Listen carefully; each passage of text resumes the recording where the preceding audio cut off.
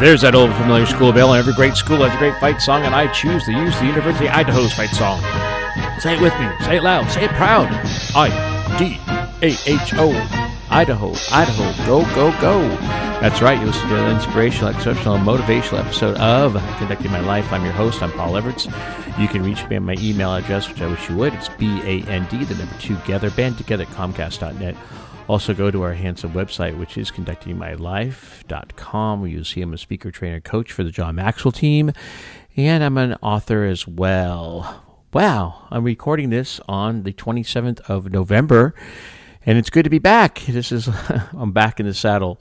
After 2 months, we got a Thanksgiving episode last week, and now we are here. I'm posting this on the 4th of December, and then we'll make Wednesday the day where we are regularly posting again.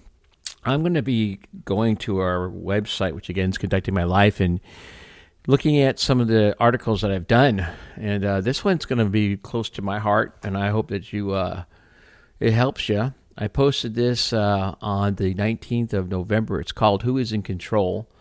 And some of you don't know who I am. So I'm 58 years old. I'm happily married for 33 years to Diana. We have 2 children. We have 3 grandchildren. We have a beautiful daughter-in-law. Going to have a son-in-law next year. That's exciting. And been, as I said, teaching for over 30 years. I'm currently teaching in a charter school near where we live. And we live in Roseville, California, which is 20 minutes northeast of Sacramento. So it's important for you to know who I am, because when you hear who's in control, then you hopefully understand that that's who I am. Now, when I'm talking about this, I'm not a psychologist. I'm not a psychiatrist. You need to know that. So as you listen to me, remember that I'm a music teacher. So all of us are in control or out of control. Yeah, I think it's that binary. It's either black and white. You're in control, you're out of control. Maybe, however. To see the response to this year's election shows me there are people who are out of control. People who are in control would not respond by hurting themselves and hurting others. So have you noticed that there are people that are hurting themselves since November 5th's election? I did a search this morning, and this morning would be, again, mid-November when I wrote this article.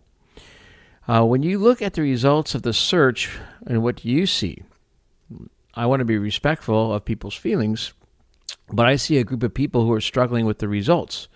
What is happening with those people? We, much of our nation, have done a lot of help. We've given a lot of help to this group. We've acknowledged them through special days, weeks, months, honoring them, having programs and clubs helping people. And this response to the election is a result for all that support and help that we've given. It's a strange response to what we've been doing. We've been attempting to help people find themselves, and I think part of the problem is that it's been secular help. Hasn't been help through the church, hasn't been help through God or a faith. For me, it's Jesus Christ, which you'll hear later. So what I've learned, many people would be better off with Jesus. Well, really, everyone would be better off with Jesus. Since 1985, I had Jesus in my life. Yet, since November the 3rd, 2020, my level of being with Christ has exponentially increased. Jesus is bigger than the list I share. Keep in mind that this list that has happened after the Biden-Harris victory. I'm not blaming Biden or Harris or the victory itself. I'm just letting you know this list is after their victory in 2020. January 2021, my relationships with family and friends changed for the worse. Partly my fault because I blocked them from Facebook. I blocked them, defriended them because I didn't want to read and hear how bad they thought Americans were for voting for President Trump. I didn't know that blocking them or defriending them would lead to losing them. April 2021, principal told me to leave Jesus Christ in the parking lot. Since July 3rd, 1989, it was the first time I was told to leave Jesus Christ in the parking lot. In 1997, I was told not to say Jesus Christ for a benediction that I gave at a Christian school. But never at a public school. It was just a strange feeling being told, hey, you got to leave Jesus Christ in the parking lot. I went, well, I'm going to the parking lot.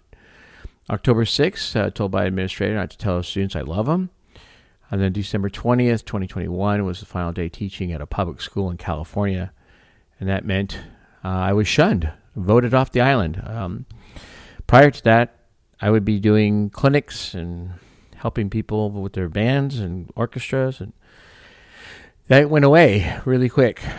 So before you shave your head, take those pills, look for the government to help you, take another drink, get a divorce, break up relationships. I want you to go to Jesus Christ.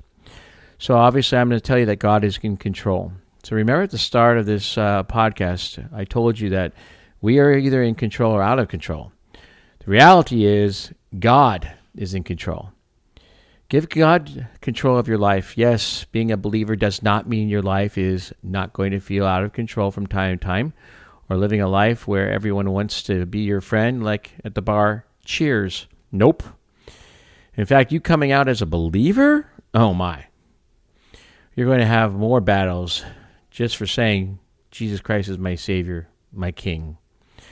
But there's nothing better than opening up the Bible, find the answers, and grow. Believers and non-believers, there are going to be many more storms coming our way.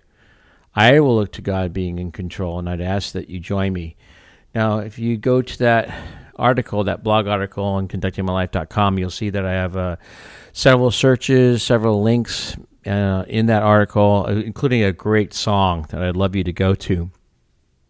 I definitely think in the end, there are too many people that are looking for a secular response to challenges, right?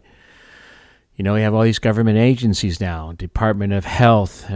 California has a Department of Health, and the federal department has a department. Why not go to church? Why not go to friends? Why not go to Christ? Don't look for the secular to be the answer to your problems. Go to Christ. He is waiting for you. There are churches to go to. All right? So I hope this has helped somebody out there.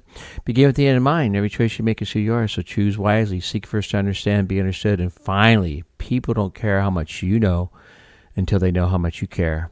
And I care about you very much. And I'm really, really grateful that you're listening to me. Love you. Have a great day. Bye.